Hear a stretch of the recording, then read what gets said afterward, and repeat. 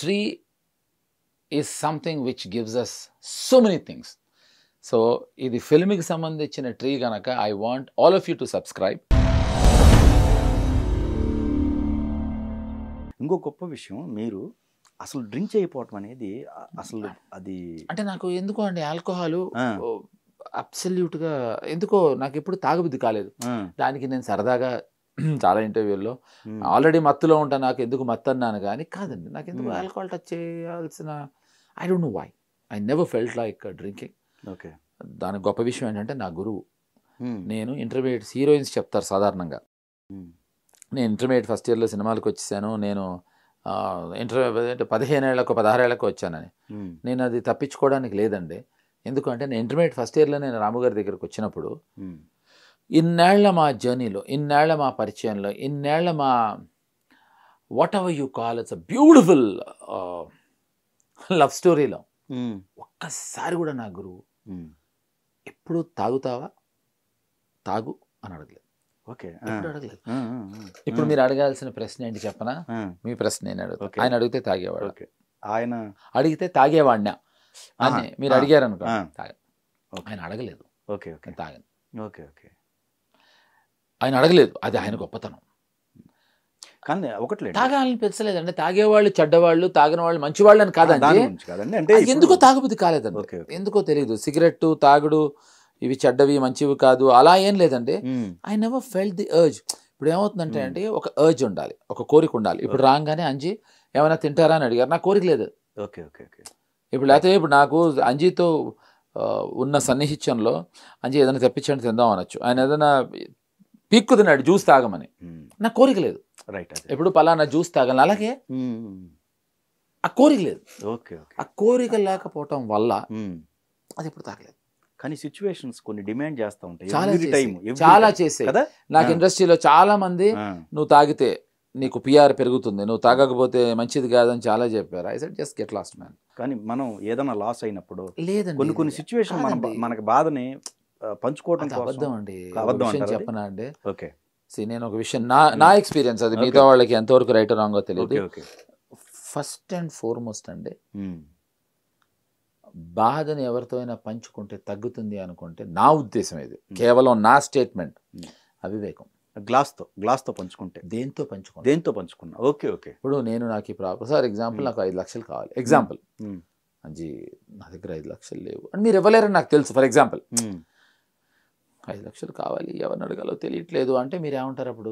Okay, అయ్యో నిజంగా నా దగ్గర ఉంటే ఇచ్చేవాడిని చక్రి, ఎలా చక్రి మనం సరే ఎవరితోనే మాట్లాడదామని, ఒరే సాయి 5 లక్షలు నా పాపం చక్రి దగ్గర లేవురా. అయ్యో చక్రి దగ్గర 5 లక్షలు కూడా లేవా, నేను వెంకట్ని అడుగుతాను ఆగండి. ఇది క్యూములేటివ్ ఎఫెక్ట్లో పెరుగుతుంది తప్ప, వాడు ఫోన్ చేసి నా దగ్గర లేవన్నయ్యా ఉంటే ఇచ్చేవాడిని, అయ్యో నువ్వు మహానుభావుడు మహనీయుడు 5 లక్షలు లేవు. మీరేం చేస్తున్నారు తెలుసా? ప్రాబ్లమ్ని షేర్ చేసుకోవటం వల్ల ప్రాబ్లమ్ని క్యూములేటివ్ ఎఫెక్ట్లో కాంపౌండ్ ఇంట్రెస్ట్ లాగా పెంచుకుంటున్నారు. అయ్యయ్యో నీ వైఫ్ పారిపోయింది కదా, అయ్యో ఎలా పారిపోయింది, Nike shoes వేసుకుందా, Reebok వేసుకుందా, new balance వేసుకుందా, ఇన్ని ప్రశ్నలు వస్తాయండి. అరే ఇప్పుడు మీకు అవుట్ ఆఫ్ కాంటెక్స్ట్ ఒక మంచి ఎగ్జాంపుల్ చెప్తా. ఎగ్జాంపుల్ చెడ్డది కానీ మీకు వర్తిస్తుంది, అర్థం అవుతుంది. నేను మా శివనాగేశ్వర గారు మాకు ఒక మిత్రుడు అండి, ఆయన వాళ్ళ అమ్మాయి ఫర్ సమ్ రీజన్స్ చనిపోయింది. అయిన తర్వాత నాగేశ్వర ఈ మాట అంటే ఎందుకు అంటే, ఇప్పుడు మీకు ఫ్లాష్ బ్యాక్ అని వెళ్ళాను, పైకి వెళ్ళాం. ఎందుకు వెళ్ళాం? మేము కన్సల్ట్ చేయడానికి వెళ్ళాం. ఎప్పుడు చచ్చిపోయింది? మేము వెళ్ళింది 5వ రోజు 6వ రోజు. ఓకే, ఆయన డ్రై అప్ అయిపోయాడు. ఈ 6 రోజుల్లో మేము 666 వాళ్ళమై ఉంటాం కదా, తెలిసిన వాళ్ళందరూ వచ్చి ఎలా చనిపోయిందండి, ఏనండి ఎగ్జామ్లో ఫెయిల్ అయినంత మాత్రం ఆయన డ్రై అప్ అయిపోయి ఆయనకి ఏడుపు రావట్లేదు. కానీ ఎలా అండి చచ్చిపోయింది అనలేడు. ఓకే, ఆయన ఇబ్బంది పడుతున్నాడు. అంటే ఏదన్నా లవ్ స్టోరీ లాంటిది ఏమన్నా ఉందా? అలాంటిది ఏం లేదండి అని మాట్లాడుతున్నారు. ఒక 5 నిమిషాల తర్వాత నేను మాట్లాడటం మొదలెట్టానంజీ, వాళ్ళ ఇంట్లో వాళ్ళందరూ పరిగెట్టుకుంటూ వచ్చారు, వచ్చి ఆశ్చర్యపడి చూస్తున్నాడు. మా ఫ్రెండ్ ఎవరైతే ఉన్నారో పగలబడి నవ్వుతున్నాడు. నేను 5 minutes ఆయన్ని కాన్స్టెంట్గా నవ్వించాను. వాళ్ళ ఇంట్లో వాళ్ళందరూ వచ్చి నా మీద కోపంగా చూసి అసలు వీడు మనిషా పశువా, అసలు ఇప్పుడు ఏంటి వీడిని ఏడిపించాలి కదా, నవ్విస్తున్నాడు ఏంటి అని చూసారు. కిందకి వెళ్ళిన తర్వాత మా నాయసుడారు అదే అడిగితే చెప్పా, సార్ కన్సోల్ చేయడానికి వచ్చినప్పుడు అతన్ని 5 నిమిషాలు కన్సోల్ అంటే ఏంటి, అతను ఉన్న ప్రాబ్లమ్ని డైవర్ట్ చేసి మనం అతన్ని ఇట్స్ లైక్ కాన్ చేయటం సోల్ని. ఓకే, అంటే నేను అలా అబ్రివేషన్ ఇస్తున్నాను మీకు, కన్సోల్ అంటే అది. That's what I thought should be abbreviation. ఆ 5 నిమిషాలు అతన్ని నవ్వించి అతని పెయిన్ దూరం చేయగలిగితే that is called consoling someone. So బాధ ఎవరితో అయినా పంచుకుంటే ఎక్కువ అవుతుంది, తక్కువ అవుతుంది. సో నాకు ఫ్రెండ్స్ లేరు to start of with. And second, మీరు అడిగిన ప్రశ్న నేను డైగ్రెస్ అవ్వలేదు, వెనక్కి వస్తున్నా. ఒత్తిళ్ళు బాధలు ఉన్నప్పుడు తాగేసి దాన్ని మళ్ళీ పొద్దున లేస్తే ఉంటుందిగా బాధ, ఎక్కడికి పోదుగా. అదే సో మీరు ఆ 2 గంటలు ఎస్కేప్ అవటం వల్ల ఇది డబుల్ అవుతుంది. Sir every problem has a solution, but every solution doesn't have a problem. This is what I believe in. So I don't, first and foremost I don't care. అంటే నా ఉద్దేశం ప్రాబ్లం వచ్చినప్పుడు face చేస్తాను, అనుభవిస్తాను, దాన్ని ఆస్వాదిస్తాను, దాన్ని solve చేయడానికి try చేస్తాను, అవ్వకపోతే అనుభవిస్తాను. అక్కడితో అయిపోతుంది. అంతేగాని దాన్ని దాక్కుని బాధపడి తాగేసి ఎక్కడో వెళ్ళిపోయి ఏదో రిసార్ట్స్కి వెళ్ళిపోయి, I don't think you should face it and you should finish it of. ఇది నా ఉద్దేశం. అదే చూసారా, నేను సిన్సియర్గా చెప్పింది బోర్ కొడుతుంది, నవ్వలేదు. దీంట్లో డెప్త్ ఆలోచిస్తే చాలా మంచి వాల్యుబుల్. అది తెల్లారిన తర్వాత అంతే కదా, ఆ ప్రాబ్లమ్ సాల్వ్ అవ్వకపోతే డబుల్ అవుతుందండి, డబుల్ అవుతుంది అది. So it's better you SIT across the table and solve out. Sort out చేయకుండా పరిగెట్టడం అనేది కరెక్ట్ కాదని నా ఉద్దేశం. ఈ హీరోలతో కంపేర్ చేసుకుంటే మీరు ఒక డిఫరెంట్ చెప్పొచ్చు కదా. మంచిదే కదండి, మంచిదే కదా, బాగున్నారు, హ్యాపీ కదా, కరెక్ట్. సో ఏం రాలేదు, ఐఎమ్ సో హ్యాపీ. ఒక మంచి జర్నలిస్ట్ అయిన అంజీ దృష్టిలో నేను ఒక స్పెషల్గా ఉన్నాను అంటే ఐఎమ్ సో హ్యాపీ. ఎందుకు తేజ కామెంట్ చేశారు, అంత పెద్ద కామెంట్ మీ మీద? ఆడు బొందాడు అట్టగే చెప్తాడు, ఏదో అన్నాడు. ఇప్పుడు వాడికి తెలియని విషయం ఏంటంటే,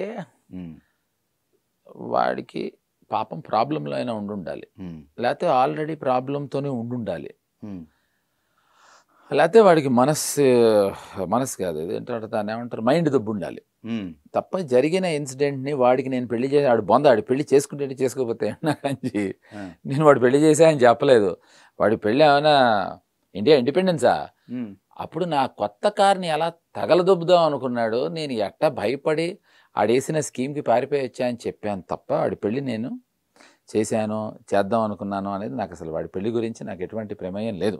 ఓకే, బట్ ఆఫ్ కోర్స్ అది పక్కకెడితే వాడి చేసిన ఒక పెద్ద స్టూపిడ్ మిస్టేక్ ఏంటంటే, 15-20 ఏళ్ల కింద సితార మ్యాగజైన్లో వాడే ఇంటర్వ్యూ ఇచ్చాడు. నా పెళ్ళి నా ప్రేమని అంతా జేడి చక్రవర్తి కలిపాడు, నెల్లూరు వెళ్ళాం మేమని. వాడి మొత్తం నేను ఏదైతే కథ చెప్పానని అన్నాడో వాడే చెప్పాడు. ఇప్పుడు సితార లాంటి పెద్ద మ్యాగజైన్ పేరు తీసుకుని నేను చెప్పను కదా, అంత రెప్యూటెడ్ మ్యాగజైన్లో వచ్చిందని. సో మీరందరూ జర్నలిస్టులే కనుక ఒక 15-20 ఏళ్ల కింద వ్యాలంటైన్స్ డే రోజుకి February 14th స్పెషల్ ఇంటర్వ్యూలో వాడు చెప్పాడు. సో అది ఐ డోంట్ నో. సో పాపం జాలేసింది నాకు, అర్రే పాపం తేజ అనుకున్నా తప్ప పాపం అంతకన్నా ఏం చేయగలం.